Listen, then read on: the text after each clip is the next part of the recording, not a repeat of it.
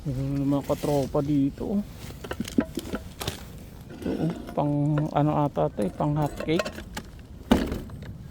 Ito maganda mga tropa. Pang espresso. Yung kape. Nalagyan lang ng powder dito sa likod. Dito lagay ng kape. Tapos yun. Ganda siguro na ito. Yan okay pa ito mga katropa. Grabe. Sayang nga lang to kasi ang bigat. Sobrang bigat yan mga katropa.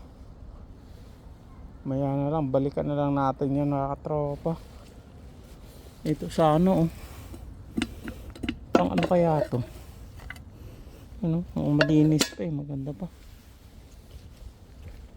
Balikan na lang natin yan mamaya mga katropa.